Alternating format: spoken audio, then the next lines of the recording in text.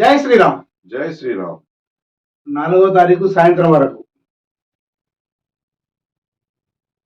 వివిధ వివిధ కుట్ల పట్టణానికి సంబంధించిన వివిధ ప్రాంతాల్లో జరిగిన ప్రచారాన్ని ఈరోజు మనం చూస్తున్నాం. ఇది ముఖ్యంగా జనసేన పార్టీకి సంబంధించిన స్టేట్మెంట్. ఇది వాళ్ళ ప్రెసిడెంట్ గొడ్నాల రామారావు ఇస్తున్న మన పిసిసి మహేష్ గౌడ్ గారు మాట్లాడిన వాక్యాల్ని మేము చాలా ఖండిస్తున్నాము. ఎందుకంటే కురుట్ల జనసేన పార్టీ పక్షాన నిజంగా మీరు ఒకటి ఆలోచించండి. మీరు వేరే రాష్ట్రాల నుంచి, బెంగళూరు నుంచి కావచ్చు, మధ్యప్రదేశ్ నుంచి కావచ్చు, ఎక్కడెక్కడి నుంచో వచ్చి మీ ఆ రాష్ట్రాల నుంచి తీసుకొచ్చిన ఏదైతే కొంతమంది ముఖ్యమంత్రులతోటి ప్రచారం చేయించుకోవడం కరెక్ట్ అయితే, మేము మా తెలంగాణ గడ్డపై హైదరాబాద్ నడిబొడ్డున పుట్టిన జనసేన పార్టీ మొత్తం భారతదేశ వ్యాప్తంగా ఈ జనసేన పార్టీ నేషనల్ పార్టీగా ఆవిర్భవించబోయే రోజుల్లో భారతదేశ వ్యాప్తంగా ముందుకెళ్లే పార్టీని నిజంగా మీరు ఏ విధంగా పవన్ కళ్యాణ్ గారిని జిస్టి పవన్ కళ్యాణ్ అని అంటారు. నిజంగా తన ఉన్న ప్రేమ ఆల్రెడీ మొన్న చూపించాడు. తెలంగాణలో ఎంత ప్రేమ ఉందో తనకు. మన కొండగట్టు ఆంజనేయ స్వామికి 35,19,00,000 నిధులు టీటీడీ నుంచి రిలీజ్ చేయించాడు. అదేవిధంగా తన పదవిలో లేకున్నా కానీ ఇది కరెక్టే. మహేష్ కుమార్ గౌడ్ గారు ఏమంటున్నారంటే పవన్ కళ్యాణ్ ఇక్కడేం పని అన్న మాట మాట్లాడిండు. కానీ ఏం బాబాయ్ 30 కోట్లు ఇచ్చినప్పుడు ఈ డబ్బులన్నీ ఇచ్చినప్పుడు మరి ఎందుకు ఇస్తున్నావు అని చెప్పాలి. మంచి ప్రశ్న రామారావు గారు, ఇది చాలా మంచి ప్రశ్న. ఇది ఓకే. ఇది కాంగ్రెస్ వాళ్ళ కొంచెం ఇబ్బంది కలిగించే డైలాగే. ఓకే ఓకే రామారావు బాగానే మాట్లాడాడు. ఇది ఇక్కడ విజయ్ కుమార్ ఎవరు బాబాయ్? ఐదవ వార్డు జనసేన పార్టీ ఎవరు అభ్యర్థి? ఎవరు? జనసేన భారీ నిలబడ్డది. ప్రచారం చేసుకుంటారు అట్లా. ప్రచారం మంచిగా చేస్తారు. ఇదా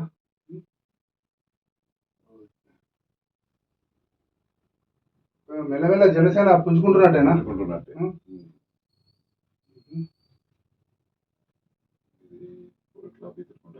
ఓకే ఓకే.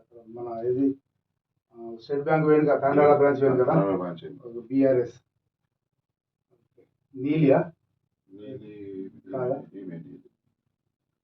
ఏది ఈమెనా? చూద్దాం.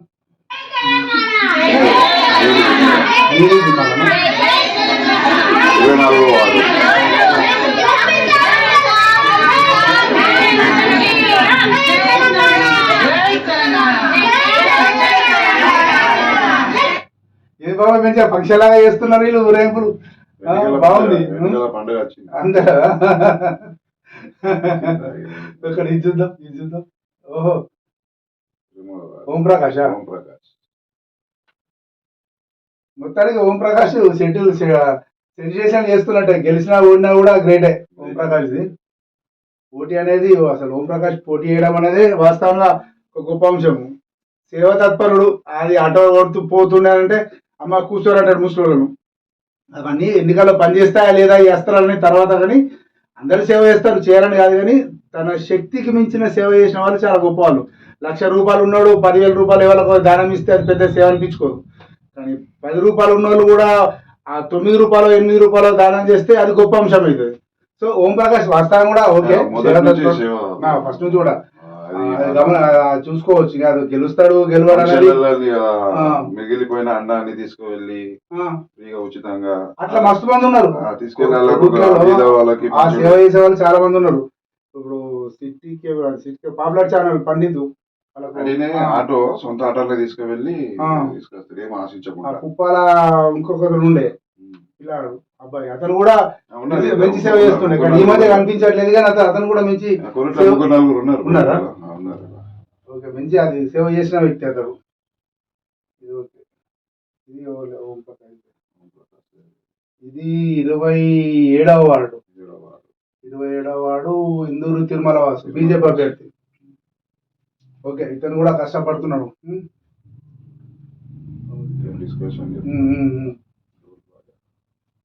ఇది ఓకే. తిరుగుతుండే కష్టపడతారు, ఎవరు అందరు కష్టపడతారు. ఎవరికి ఎట్లా అదృష్టం ఉంటుందో అది ఓటర్ దేవుడు ఎవరికి వాడు ఇస్తాడో అది చెప్పుడు కష్టం. కానీ ఓకే, మొత్తానికి అయితే ఎవరి ప్రయత్నాలు వాళ్ళు చేస్తుర్రు. ఓకే. ఇది అంటే ఈ రోజు మనకు అంటే నిన్నటి సాయంత్రం వరకు మన దగ్గరకు వచ్చిన ఇన్ఫర్మేషన్ ఇది. అంటే మనకు తెలంగాణ సామ్నాకు వీడియోలు కానీ పోస్టులు చేయడం కానీ విలేకరు వెళ్ళి తీసుకురావడం కానీ జరిగింది. ఇది సాధారణంగా ఇదేంటి బాబాయ్ చూస్తాను. అదే విజయ్. ఓకే. అంటే మన దగ్గరకు వచ్చిన దేన్ని కూడా ఫోటోను కూడా మనం పబ్లిష్ చేయకుండా ఉండదు, ఖచ్చితంగా చూపించాలా. అట్లా అంటే మన దగ్గరకు వచ్చింది లేదా మనం వెళ్ళినా కూడా అది ఖచ్చితం. ఇక జిల్లా వ్యాప్తంగా వస్తే జిల్లా వ్యాప్తంగా ఏముంది ఇవాళ సోషల్ మీడియా చాలా ఇప్పుడు చూస్తున్నా కూడా నేను కూడా సమయం చాలా తక్కువ ఉంది. అంతా కొడితే 5-6 రోజులు ఇంకా లేదు. ఈ 5-6 రోజుల లోపల అందరినీ కలవడం అన్ని చేయడం అనేది సాధ్యం కాదు. సో చాలా మంది కూడా సోషల్ మీడియా మీద ఆధారపడి చేస్తున్నారు. ఈ సోషల్ మీడియాలో అయితే ఎవరి డబ్బులు వాళ్ళు కొట్టుకుంటారు, కానీ వాస్తవాన్ని చెప్పడానికి ప్రయత్నాలు చేయడం అనేది మళ్ళీ మీడియా ద్వారానే సాధ్యమవుతుంది. కాబట్టి మీడియాకు చాలా మంది వ్యూవర్స్ పెరుగుతున్నారు. రోజు రోజుకు మీడియా చూసే వాళ్ళు చాలా ఎక్కువ మంది అవుతున్నారు. ఇది కారణము. అంటే దానికి ఉన్న విషయం ఇది. ఇక మిగిలింది 5 రోజులే. ఓకే, మిగిలింది 5 రోజులే. పోటీ ఎవరో మేటి స్వతంత్రులు ఎక్కువ. ఓకే, అది కర్నూలుకు సంబంధించిన డేట్ అనేది. పాపం కదిలిస్తే చాలు కన్నీటి అలెలు అనేది ఇది నిజంగా ఇది బాధాకరం పాపం.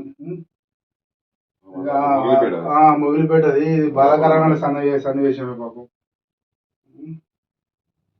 ఇంకేమున్నాయా? ఒక్క నిమిషం. అంటే ఓన్లీ మెయిన్ పేజీ మట్టుకే తీసుకుంటున్నాము. అంటే మెయిన్ పేజీలో ఏమొచ్చిందో దాని మీద నుంచే మిగతా అంతా కూడా మాట్లాడుకోవడం. మెయిన్ పేజీకి కంటిన్యూషన్ ఏదైనా ఉంటే మాట్లాడుకోవడం. రాజ్యాంగ విలువలకు కట్టుబడి ఉండాలి. ఎవరు అంటుండ్రు ఈ మాట? Jeevan Reddy garu, Andhra Jyothi Jagtial date line. చట్టసభలకు రాజ్యాంగ విలువలకు కట్టుబడి ఉండాలని మాజీ మంత్రి జీవన్ రెడ్డి అన్నారు. Jagtial MLA doctor Sanjay Kumar party మారలేదంటూ అసెంబ్లీ స్పీకర్ తీర్పిచ్చిన నేపథ్యంలో జీవన్ రెడ్డి జగిత్యాల జిల్లా కేంద్రంలో ఇందిరాభవన్లో విలేకరుల సమావేశంలో మాట్లాడారు. ఇది ఎట్లుందంటే, ఒక ఇల్లాలట తన భర్త అత్తుండు ఊరు నుంచి అని చెప్పని పాయసం చేసిందట. సరే, పాయసం ఏదో భర్త కోసం చేసింది. భర్త రాలేడు, కానీ ఊళ్ళో ఉన్న వాళ్ళందరూ నోళ్ళు తీపోయినాయట. అరే, భర్త కోసం వండింది, భర్త రాలేడు, ఇంకా ఇంట్లోనే అడుగు పట్టలేడు, విన్న పాయసం అంతా ఎట్లా అయిపోయింది, అలా అందరు ఊర్లో ఉన్న అందరి నోళ్ళు ఎట్లా తీపోయినాయి అంటే ఏమో జీవన్ రెడ్డి గారు కూడా పాపం ఇబ్బంది పడుతున్నారు అంటే అస్తిత్వం కోసం ఇబ్బంది పడుతున్నట్టు. అక్కడ అధిష్టానం పట్టించుకోవట్లేదు. ఆ బల్మూరి వెంకట్ గారు వచ్చి డైరెక్ట్ పార్టీ ఫైనల్ అని చెప్పేసారు. ఇంకా ఏం చేసినా కూడా అంత నెగటివ్ వస్తున్నది. అస్తిత్వం కోసం తన వాళ్ళ కోసం పోరాటం చేస్తున్నాడు, కుదరట్లేదు. సంజయ్ కుమార్ గారు ఫ్లయింగ్ సాసర్ లెక్క అంటే పారాషూట్ లెక్క వచ్చేసారు, అక్కడ కూర్చున్నారు. ఇప్పుడు నడుస్తున్నది తీవ్రంగా జగిత్యాల జిల్లాలో. ప్రస్తుతము జగిత్యాల జిల్లా ఇది టోటల్ తెలంగాణ లోపల మున్సిపల్ ఎన్నికలకు సంబంధించిన అత్యంత కీలకమైన సమస్య ఇది. ఇప్పుడు జీవన్ రెడ్డి గారు ఉన్నారు. జీవన్ రెడ్డి అనుచరులు ఇండిపెండెంట్ గా పోటీ చేస్తారు. ఇంకొక సంజయ్ కుమార్ గారు అనుచరులు పార్టీ తరఫున పోటీ చేస్తారు. లొల్లి చాలైందా? పోనీ జీవన్ రెడ్డి అనుచరులు పార్టీ తరఫున పోటీ చేస్తారు, సంజయ్ కుమార్ అనుచరులు ఇండిపెండెంట్ గా పోటీ చేస్తారు. మొత్తానికి ఎవరు కూడా విడ్రా గారు వాళ్ళు. సరే, ఎక్కడో ఒకటి అయినా కూడా అది లెక్కలోకి రాదు. మొత్తానికి వీళ్ళు ఇబ్బంది పడి పార్టీకి అంటే కాంగ్రెస్ పార్టీకి నష్టం చేస్తున్నారు. తద్వారా బీఆర్ఎస్ కు బీజేపీకి ఖచ్చితంగా లాభం అవుతుందని చెప్పని జగిత్యాల ప్రజలు చెప్తున్నారు. ఇది ఒకటైందా? ఇంకేముంది? ప్రచారం ప్రలోభం. ఇది కామన్ నడుతుంది. ప్రచారం అంటే ముందు నామినేషన్ వేయాలనుకున్నప్పటికెళ్ళే ప్రచారం నడుతున్నది, ప్రలోభాలు నడుతున్నాయి. ఇది ఓకే, ఇది కూడా జగిత్యాల రైట్లేనా? అభివృద్ధి కోసం కాంగ్రెస్ ప్రభుత్వంతో కలిసి పనిచేస్తున్నా. నిజంగా ఇది కొంచెం ఇబ్బందికరమైన స్టేట్మెంటే. కానీ ఇక స్పీకర్ గారే ఒప్పుకున్న తర్వాత ఇక మనం ఏం చెప్పలేదు, దాని గురించి ఏం మాట్లాడినా లాభం లేదు. కాబట్టి ప్రచార అభివృద్ధి ఏమన్నా అంటే జగిత్యాల అభివృద్ధి, నేను జగిత్యాల కోసం ఉన్నా కాబట్టి జగిత్యాల అభివృద్ధి నాకు ముఖ్యం కాబట్టి నేను ఖచ్చితంగా జగిత్యాల కోసం ఏదైనా చేస్తా, అవసరం అనుకుంటే పార్టీ మారుతా, అవసరం అనుకుంటే ఇంకేదైనా చేస్తా, దండం పెడతా, ఇంకేమైనా చేస్తా అనే వ్యవస్థ ఇక్కడ కనిపిస్తున్నది. నేను బీఆర్ఎస్ ఎమ్మెల్యేనే 5,000 రూపాయలు పాపం వీళ్ళకైనా మరి ఉండాలా, బీఆర్ఎస్ వాళ్ళకు కూడా స్టేట్ వాళ్ళకు కూడా, వాళ్ళు కూడా నెలకు 5,000 రూపాయలు తీసుకున్నది తక్కువ వినడాలే కదా. సరే, ఇది మున్సిపల్ ఎన్నికల్లో సత్తా చాటాలి, అదే మన సంజయ్ కుమార్ గారే చెప్తున్నారు.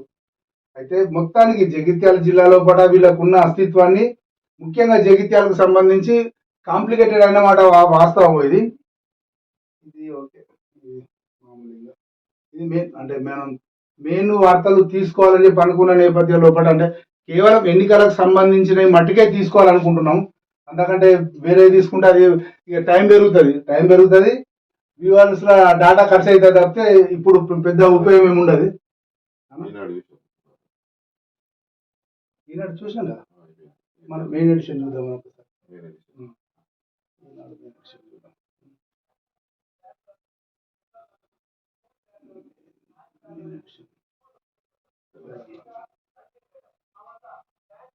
ఈనాడు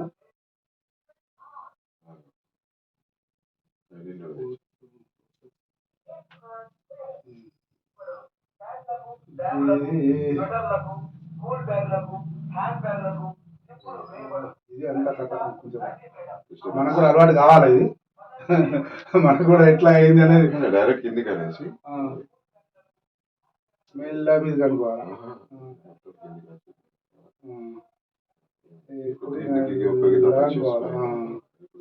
రేవంత్ ఓటు బ్యాంకు రాజకీయాలు, బీజేపీ అధ్యక్షులు మాట్లాడుతున్నారు.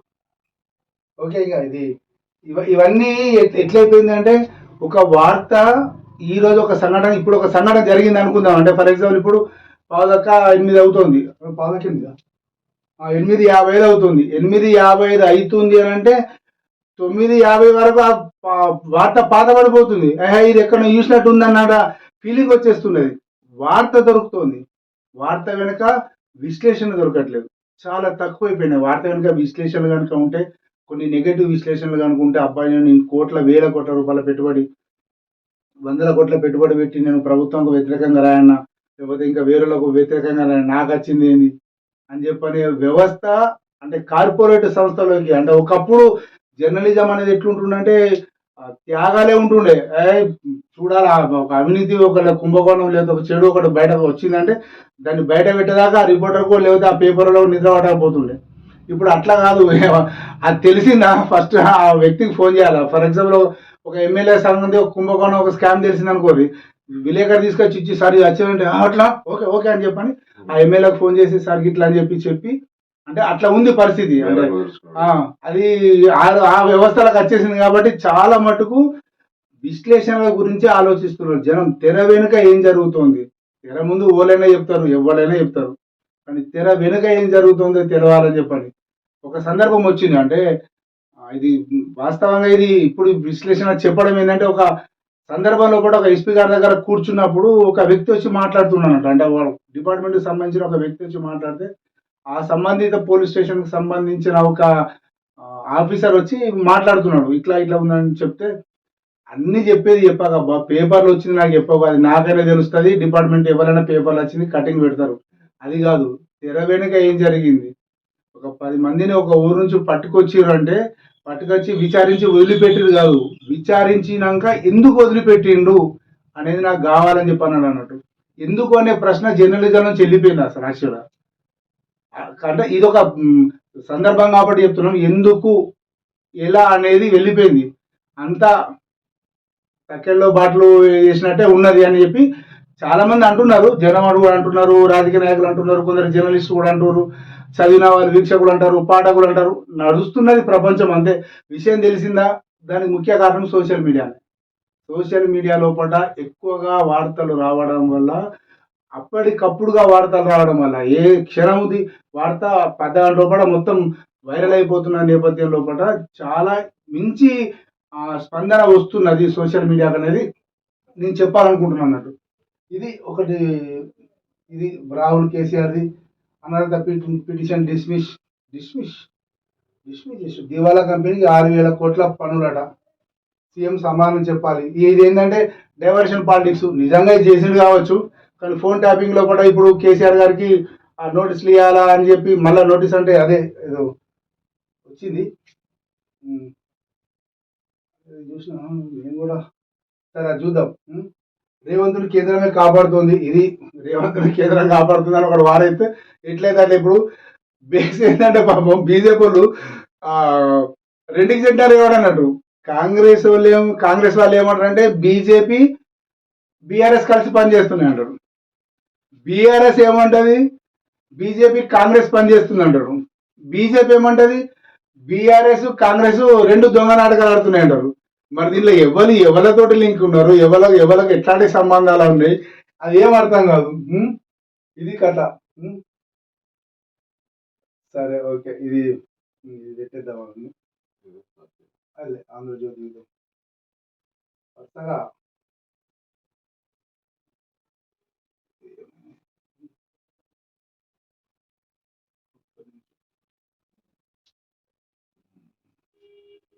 ఇది ఆంధ్రజ్యోతి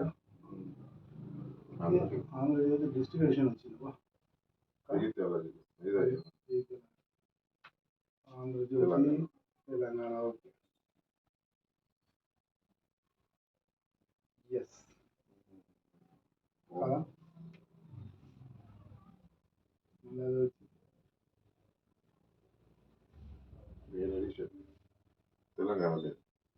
తెలంగాణ ఇదేం తెలంగాణ అంటే ఇది ఆంధ్రజ్యోతి ఆంధ్రప్రదేశ్ అంతా కేసీఆర్ పై ఛార్జ్ షీట్. ఆ పదం గుర్తురాలేదు, ఇప్పుడు గుర్తుకొస్తుంది. ఇందులో ఫోన్ ట్యాపింగ్ 2 వారాల్లో తుది నేర అభియోగాల దాఖలు సిట్టు పక్క ఆధారాలతో అభియోగాలు సాక్షులుగా రివ్యూ కమిటీలోని అధికారులు అప్రూవర్ గా ఒక ఐఏఎస్ అధికారి నిందితుల జాబితాలో ప్రభాకర్ రావు కొడుకు. ఇది అంటే వాస్తవంగా సెన్సేషన్ అయ్యేది ఇది ఇవాళ కానీ రేపు కానీ. ఇక ఇదంతా కూడా రాజకీయం. మంది కొంపరు ముసినోడు మనిషి ఎట్లయితాడు, మంది ఫోన్ వినవాడు మనిషి అన్నట్టు మొగుడు పిల్లలు సహా ఎవరిని వదలేదు. ఆ నేరం చేసిన నువ్వు జాతిపిత ఎలా అవుతావు? క్షమాపణ అడగాల్సింది పోయి సిగ్గులేని మాటలా ఆ రిష్ కేటీఆర్ ముఖాలకు తొడుగులేసి విచారం పట్టుకురావాల్సింది. ఇది మాత్రం వారి స్థాయి కాదు, రేవంత్ రెడ్డి స్థాయి మాట్లాడాల్సిన మాట కాదు ఇది. ఇప్పుడు ఒక అధికారంలో ఉన్న తర్వాత చట్టం ఎలా చేస్తుందో చట్టం గదేయాల.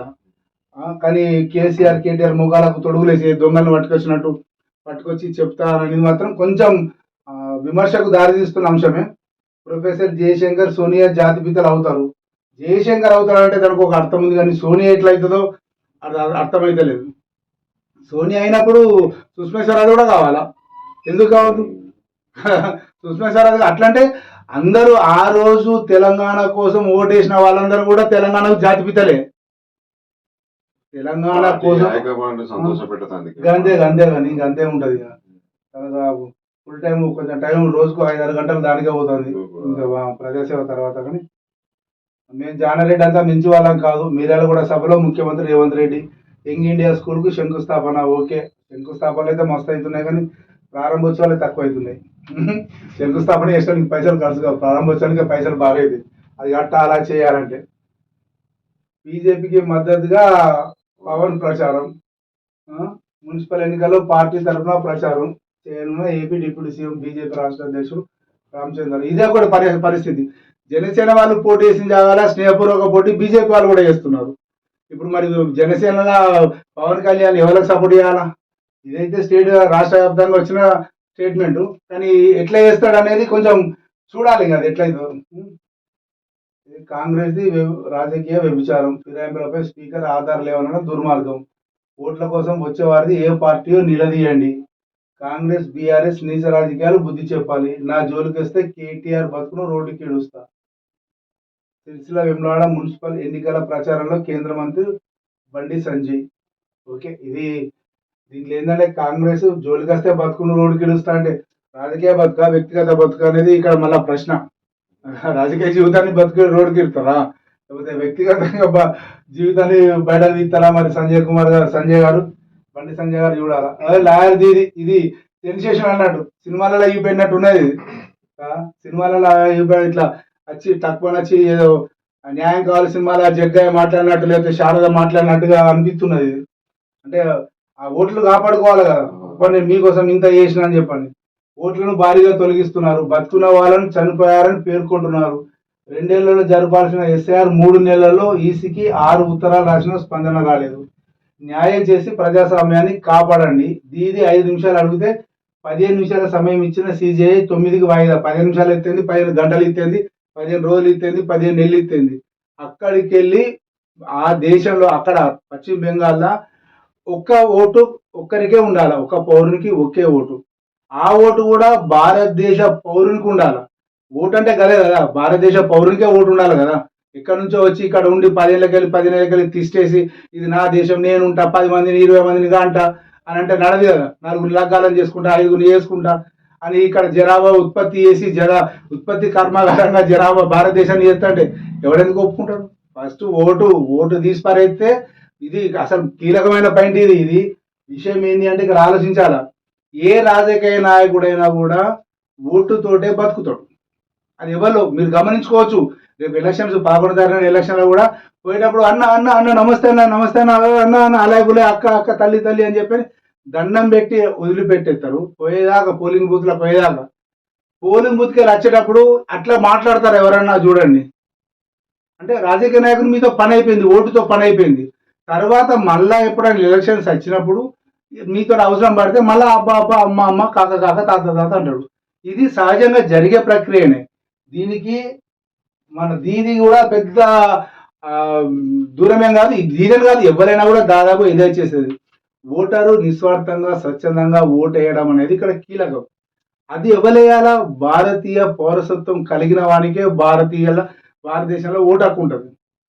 ఎవడో వచ్చి రాజకీయ నాయకుడు వాడి స్వార్థం కోసం నేను గెలాలా అని చెప్పని చకచక ఆధార్ కార్డు పుట్టించి రేషన్ కార్డు పుట్టించి ఎలక్షన్ కార్డు పుట్టించి దాన్ని ఎంట్రీ చేయించి వాడిని ఓట్లు తీసుకుంటే వాడబ్బా నేను అక్కడికి వెళ్ళి ఇక్కడ దూరం వచ్చి బతకడానికి వచ్చిన కదా, నాకు ఇన్ని ఫెసిలిటీస్ ఇస్తుంది ఈ పార్టీ అని చెప్పని అడేం చేస్తాడు? వాళ్ళకే సపోర్ట్ చేస్తాడు.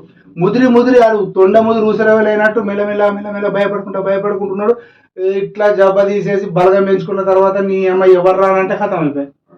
అట్లా ఎన్ని ఊర్లు లేవు, ఎన్ని గ్రామాలు లేవు, ఎన్ని జిల్లాలు లేవు, ఎన్ని రాష్ట్రాలు అయితే లేవు. ఈశాన్య రాష్ట్రాలు బగ్గుమంటున్నాయి, 7 సిస్టర్స్ బోరు నేర్తున్నాయి. అట్లాంటప్పుడు దీన్ని పట్టుకోనట 5 బతుకున్న వాళ్ళు చనిపోయారని పేర్కొని ఉంటే కొట్లాడు కదా. బతుకున్న వాళ్ళు ఎవరు ఉన్నారు? బతుకున్నవాడు ఎవడు? భారతీయ పౌరుడా, బంగ్లాదేశ్ కాదు వచ్చినోడా, రోహింగ్యానా, అవన్నీ వివరణలు అవసరం లేదు ఎలక్షన్ కమిషన్ కు. ఆడు బతుకున్నాడు అని కోరుతున్నాడు అంటే అయిపోయింది. ఇంకా నువ్వు ఇచ్చినావు, నువ్వు చేసినావు. ఇప్పటి వరకు జరిగిన తప్పులు జరిగిపోయినాయి. ఇక్కడ నుంచి అలాంటి తప్పులు జరగడానికి అవకాశం లేదు, ఉండద్దు అంతే. సరే అనేది మన భారతదేశ సార్వభౌమాధికారాన్ని కాపాడుకున్నట్లు కూడా అత్యంత ముఖ్యమైన కీలకమైన అంశము. దాన్ని చెయ్యాలా. తర్వాత యూసీ వస్తుందా, సి వస్తుందా, ఇంకేమవుతాయో ఏమవుతాయో అవన్నీ తర్వాత. ఫస్ట్ ఓటు అనేది వానికి లేకపోతే రాజకీయ నాయకులు వాడిని పట్టించుకోరు. వానికి ఓటు ఉందా రాజకీయ నాయకులు పట్టుకుంటారు. ఇవాళ దీది భయం కూడా గదే. అబ్బా నాకు వచ్చే ఓట్లన్నీ, నాకు వచ్చే నా గంపల పడే ఓట్లన్నీ పోతున్నాయి, నా బుట్టల పడే ఓట్లన్నీ పోతున్నాయి, ఇప్పుడు నేను ఎట్లా గెలాలా, ఎట్లా అమ్ముకోవాలా, బంగ్లాదేశ్ అని చెప్పి ఆలోచిస్తున్నట్టే కనిపిస్తున్నది. సో ఈమె పోయి కోర్టులో మాట్లాడని పోయి ఆ హెగ్లో పోయి ఈ హెగ్ అనే అంతర్జాతీయ న్యాయస్థానం ఉంది కదా, అక్కడ కొట్లాడని. ఎక్కడ కొట్లాడుతుంది కానీ ఇది మాట్లాడినంత మాత్రాన హీరోలు గారు హీరోయిన్లు గారు పెద్ద గొప్ప మేధావులేం కాదు, వాళ్ళు పెద్ద పొలిటీషియన్లేం కాదు. అందరికి తెలివి ఉంటుంది, అందరు చేస్తారు. భారతదేశ పౌరునికి మాత్రం ఓటు ఉండాలా. ఇది అతి సాధారణమైన భారతీయ పౌరుని హక్కు. వానికి మాత్రమే ఓటు ఉండాలి. ఎవరికి వస్తే వానికి ఓటు హక్కిచ్చుడు కాదు, ఓటిచ్చుడు కాదు. వచ్చినవా వెళ్ళిపోతాం, నీ పని అయిపోయింది వెళ్ళిపో. అసలు పని కాదు, నువ్వు రావాల్సిన అవసరం కూడా లేదు. నిబంధనలకు విరుద్ధంగా చట్ట విరుద్ధంగా వీసా లేకుండా పాస్పోర్ట్ లేకుండా ఈ దేశానికి వచ్చి ఏదో రాజకీయం చేసి భారతదేశం నల్లకల్లం చేస్తే మేము ఇక్కడ బతుకుతాం, అక్కడ దిక్కు లేదని చెప్పని వస్తే నిన్నెవడు మోయాల. సో దీని గురించి అవసరం లేదు. దీది ఈ విషయంలో కూడా మాట్లాడిందని చెప్పని డప్పు కొట్టుకుంటా నీకు పశ్చిమ బెంగాల్ వార్తల్లో వనికొస్తుంది, అక్కడ స్టేట్ వార్తల్లో వనికొస్తుంది, కానీ దేశ దృష్టిలో కూడా అది కరెక్ట్ కాదు. దాన్ని పక్క పెట్టేసాడు ఈ ఇష్యూను. కొరియన్ గేమ్ కు బానిసలే 3 అక్క చెల్లెల ఆత్మహత్య. ఇది ఘోరం ఉన్నది. ఇది ఎంత తక్కువ చెప్పుకుని అంతమించింది దీని గురించి. ఓకే, అమెరికా నుంచి 40 లక్షల కోట్ల ఉత్పత్తులు కొంటామన్నారు. ఈ మేరకు మోదీ మాటిచ్చారు. సరే, నువ్వు మా మౌనం నీకు ఎంత పెద్ద దెబ్బ కొట్టిందో నీకు అర్థమైపోయింది. మా పని మేము చేసుకుంటే మీ బతుకులు ఏమైతే కూడా అర్థమైపోయింది మీకు. కాబట్టి ఇంకా దాని గురించి విచారం అవసరం లేదు. అబ్బా ఇది సంబరం అనిపిస్తుంది ఇది చూసిన కొద్ది. లోక్సభలో పుస్తక పోరు నరవని ఆత్మకథను సభలో ప్రదర్శించిన రాహుల్ గాంధీ బోఫోర్స్ గాంధీల కుటుంబంపై పుస్తకాలు తీసుకొచ్చిన బీజేపీ ఎంపీ. అయిపోయింది. సభలో తీవ్ర గందరగోళం, స్పీకర్కు పరస్పరం ఫిర్యాదులు, పార్లమెంటు వెలుపల కాంగ్రెస్ నిరసన, సభలో రాహుల్కు అనుమతి ఇవ్వట్లేదు, ప్రభుత్వం భయపడుతోంది. ప్రియాంక సరే భయపడుతుంది, మస్తు భయపడుతుంది, గజ గజ గజ అనుకున్నది. ఎందుకంటే ఢిల్లీ మొత్తం సలే ఉన్నది, మొత్తం కదలకుండా మెసలకుండా సలే ఉన్నది కాబట్టి భయపడుతున్నారు, గజ గజ గజ గజ అనుకుతున్నారు. కానీ ఇక్కడ విషయం ఏంటంటే ఈ పుస్తకమే ప్రింట్ కాలేదని చెప్పన్నారు. మొన్న రెండు పుస్తకం నిన్న ఎట్లా వచ్చిందో పార్లమెంట్కి అర్థం కాదు. మంచిగా బైండింగ్ చేసుకొని పెట్టుకొని మంచిగా ఆ అట్టలతో మంచిగా వచ్చింది. సరే మరి ఒకటి గిట ప్రింట్ చేసి రాహుల్ గాంధీ గిట పంపించారో లేదా కాంగ్రెస్ పంపించారో కానీ ఓకే. బోఫర్స్ గాంధీల కుటుంబంపై పుస్తకాలను తీసుకొచ్చిన బీజేపీ ఎంపీ. నువ్వు తానంటే ఇల్లు తాను అయిపోయింది. ఇంకా కొట్టుకోండి. ప్రజల సొమ్ము అంతా నాశనం చేయరు. గంటకు 15 లక్షలు 20 లక్షలు ఖర్చు అవుతుందట, లేదా నిమిషంకు. అది పార్లమెంట్లో బాగా ఖర్చు అవుతుంది. అదంతా కూడా మీరు బుడిదలో వచ్చిన పన్ను చేయండి. సభలో తీవ్ర గందరగోళం ఎందుకు కాదు, మీకు రోజులు గడిచిపోతే అయిపోయాయి. ఏమున్నది దాంట్లో. స్పీకర్కు పరస్పరం ఫిర్యాదులు చేసుకోరు, ఏమున్నది దాంట్లో చేసుకుంటే. ఇది అద్భుతం. ఇది అంటే ఆరోన్ జార్జ్ అండర్-19 ప్రపంచ కప్లో కూడా సెంచరీ వేసి, వైభవ్ సూర్య కానీ ఆయుష్ కానీ, ఆఫ్ఘనిస్తాన్ కూడా బ్రహ్మాండంగా 310 పరుగులు ఏమి చేస్తే 311 వేయాలా, బాగా బ్రహ్మాండంగా చేసారు వాళ్ళు. ఇండియా మాత్రం ఇండియా పిల్లలు కుర్రాళ్ళు బాబోయ్ అదే పాట ఉంది, అట్లా ఆడారు. సరే ఇది ఒకటి అయిపోయింది. ఇది ఆంధ్రజ్యోతికి సంబంధించింది. అంటే ముఖ్యమైన వార్తలకు సంబంధించి ఇవన్నీ చాలా ఏ పని చేయాలంటే అది ఎప్పటి నుంచో నడుతున్నాయి. ఇవన్నీ ఇంకా నడుతాయి, ఇంకా వస్తాయి. మానవ మేధస్సు ఇంత అయిపోతుంది. నేను 1984-85లో ఒక కార్టూన్ చూసిన. అవును, అసలు అది చెప్పాలా. ఇప్పుడు ఏ పని అంటే నాకు గుర్తుకొచ్చింది. 1985లో నేను ఒకటి వీడియో చూసిన, ఒక కార్టూన్ చూసిన. బహుశా అది Hindu paper, no doubt Hindu paper. దాంట్లో ఎట్లుంటుందంటే ఒక మనిషి ముఖం గింతే ఉంటుంది, గింతే. ఆ మనిషి ముఖం గింతే ఉంటుంది. అంటే గింతే అంటే మళ్ళీ చూడటానికి కొంచెం ఇబ్బంది అనిపిస్తుంది కావచ్చు. మనిషి ముఖం గింతే ఉంటుంది. ఇది మనిషి అనుకుందాం, మనిషి. దీంట్లో కూడా ఈ మెదడు గింతే ఉంటుంది. ఇంకా ఈ మెదడు పార్ట్ గింతే ఉంటుంది. నేను ఇంకా బాగా ఎక్కువ గీసిన, చాలా చిన్నగా ఉంటుంది. ఇది కాదు, ఇది చాలా అవసరం కూడా, అది చెప్పాలి ఖచ్చితంగా. ఇక మెదడు గింత ఉంటుంది, మనిషికి ఇట్లా ఉంటాడు, ఈ రకంగా ఉంటాడు మనిషి. అంటే ఇప్పుడు ఉన్నట్టు మంచిగా ఇంకా తలకాయ ఇట్లా ఉండి ముంగడ ఇట్లా ఉండి మంచిగా ఇట్లా కాదు. ఇది మెదడు అయిందా, ఇది మెదడు అనుకోండి. ఇట్లా వచ్చిన తర్వాత అంటే నేను కార్టూనిస్ట్ కాదు, అది గుర్తుకుంది కాబట్టి చెప్తున్నా నేను. చేతులు సన్నం అన్నాడు, బాగా చిన్న సన్నం ఉంటాయి చేతులు. ఇట్లా వచ్చిందా, ఇది ఛాతీ అనుకుందాం, చెస్ట్ అనుకుందాం. ఇది చెస్ట్ తర్వాత కడుపు మాత్రం కింద ఉంటుంది, కడుపు మాత్రం ఇంత ఉంటుంది. కాళ్ళు మళ్ళీ గింతే ఉంటాయి, సన్నంగా ఉంటాయి. ఇది సహజంగా ఆ మనిషి యొక్క ఊహా చిత్రం. ఇది ఎప్పుడు 1983-84లో హిందీలో వచ్చిన కార్టూన్. ఇది బహుశా ఆర్కే వేసాడు అనుకుంటుంది, కరెక్ట్గా గుర్తులేదు. కానీ కార్టూన్ ఉద్దేశం ఏంటంటే మనిషి ఆలోచించడం బంద్ చేస్తాడు, మెదడుకు పని లేదు, మెదడు కింద అంత ఉంటుంది. అంటే ఆ భవిష్యత్తులో మనిషి యొక్క మెదడు కింద ఇది అసలు ఆలోచన లేకపోయా. 5+2 ఎంత అంటే కూడా క్యాల్కులేటర్ తీసుకొట్టేటోడు. ఇంకా మెదడానికి ఏం పని ఉంటుంది. 20+19 ఎవరు ఏంటంటే కూడా ఎవరో తెలియదు, నాకు కూడా తెలియదు. అంటే విషయం చెప్తున్నా.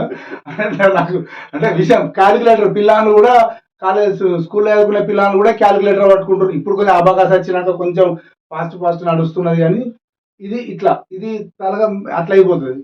వాడు మాట్లాడు లేదాడు, వాడు మాట్లాడు నోరుకు, వాడికి ఏం మాట్లాడే అవసరం. ఎప్పటికి ఇట్లా యూసుడైనా ఆయనకి మాట్లాడే అవసరం ఏమన్నా. ఎప్పుడైనా బుద్ధి కొడితే నవ్వుతాడు, లేదా బాధ అనిపిస్తే ఏడుతారు. అంతే తప్పితే పిల్లలతో మాట్లాడు, అయ్యవతో మాట్లాడు, అక్కయ్యలతో మాట్లాడు, దోస్తులతో మాట్లాడు. 10 మంది దోస్తులు కూర్చున్నా కూడా ఇంతకుముందు క్రికెట్ గిల్లిదండడం మనొద్దు కబడ్డీ ఆడుకునేది. ఇప్పుడు 10 మంది కూర్చుంటే గమనించండి, 10 మంది ఎవరి మొబైల్ పెట్టుకొని వాడే కూర్చుంటాడు. పక్కనతో కూడా మాట్లాడే పరిస్థితి లేదు కాబట్టి మూతి కూడా సింపుల్ అయిపోతుంది. ఇక చాదంటే మామూలుగా ఆయనకి ఏం పని ఉంటుంది, అయిపోయింది. దీన్ని పక్క పెడతాం. చేతులు సన్నం, ఇట్లా సన్నం ఉంటాడు, ఇట్లా సన్నం చేతులు ఉంటాయి. బుర్ర మాత్రం ఇంత ఉంటుంది. ఎందుకంటే అంటే తినుడే అని పని. అని పని తినుడే కూర్చుండి ఇట్లా కంప్యూటర్ అక్కడ కూర్చుండి ఇంకెక్కడ కూర్చుండి అక్కడ పని చేసుకుంటా కూకుంటున్నాడు అని పని కాదే కష్టం చేసేది లేదు. పొద్దుగాలు లేచి అరే 5 గంటలకు 6 గంటలకు లేచి గ్రౌండ్కి రన్నింగ్ చేద్దాం, వాకింగ్ చేద్దాం, షటిల్ ఆడదాం, వాలీబాల్ ఆడదాం, ఖోఖో ఏది లేదు. ఇంకా తినుడు పని కాడ కూర్చుండు. ఆ పని కూడా కష్టం కాదు, ఇట్లా కూర్చున్నాడు. అన్నిటికీ మిషన్లు వచ్చి కాళ్ళు కూడా సన్నగా ఉంటాయి. కాళ్ళు కూడా ఎందుకంటే అసలు పనే లేదు కదా, ఎక్సర్సైజే లేకపోయి. కాబట్టి మ్యాన్ ఆఫ్ ఇది దీని పేరు ఇప్పుడు గుర్తుకొచ్చింది. The man of 21st century అన్నాడు. 21st సెంచరీ ఇది. అప్పుడు అతను చేసిన కార్టూన్ బాగా నచ్చింది. ఈ కార్టూన్ ఇది అద్భుతమైన కార్టూన్. ఇంకొకటి కూడా నాకు నచ్చింది కార్టూన్. అది ఎప్పుడు బహుశా జనార్దన్ పూజారి ఆర్థిక సహాయ శాఖ మంత్రి ఉండే, దక్షిణాది కర్ణాటక కేరళలో ఉంది అతడు ఎప్పుడు ఎక్కడికి పోయినా కూడా ఇచ్చేస్తుండే. ఈనాడు ఒక కార్టూన్ వచ్చింది, అద్భుతమైన కార్టూన్. అది ఒక మొసలి ఉంటుంది. ఆ మొసలి నీళ్ళలో ఉంటుంది, ఒక సముద్రం చెరువులో ఒక సరస్సులో ఉంటుంది. ఒకడు వచ్చి ఇట్లా కూర్చుంటాడు అన్నట్టు, అక్కడ ఇట్లా చూస్తుంటాడు, మొసలి చూస్తుంటాడు అంటే ఒడ్డుకుంటాడు అన్నట్టు.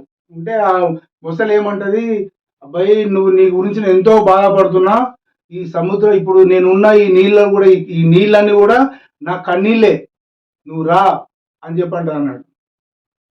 అంటే ఇది నేను కరెక్ట్ చెప్పినో లేదో నాకు తెలియదు, కానీ ఒక కేంద్ర మంత్రి హోదాలో ఉన్న వ్యక్తి ఎటు దొరుకుతాడు ఆడు ఆ మనిషి ఎక్కడికైనా పోయినంటే బ్యాంకు వాళ్ళు భయపడాలా, అట్లా ఉంటుండే అన్నాడు.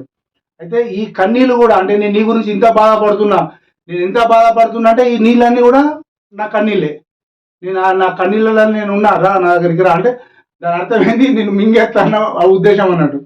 అది కూడా చాలా అద్భుతమైన కార్టూన్. అంటే ఇప్పుడు కార్టూన్ గురించి మాట్లాడమని కాదు, బేస్ అది గుర్తుకొచ్చింది. అంటే సో ఇది ఈరోజు అంటే 5వ తారీఖు వరకు, మళ్ళీ 5వ తారీఖు నాడు మళ్ళీ సాయంత్రం మళ్ళీ ఒక బులెటిన్ ఉంటుంది. ఈరోజు జరిగిన ఏ రోజుకు ఆ రోజు చేద్దామనే ఆలోచన ఉంది, కానీ కొంత వర్క్ ప్రెషర్ తోటి వీలు కావట్లేదు. దయచేసి అందరూ తెలంగాణ సామ్నాను గమనించండి, సబ్స్క్రైబ్ చేయండి. తెలంగాణ సామ్నా వెబ్ను కూడా దయచేసి గూగుల్లో సబ్స్క్రైబ్ చేయాలని చెప్పి మనవి. జై శ్రీరామ్. జై శ్రీరామ్.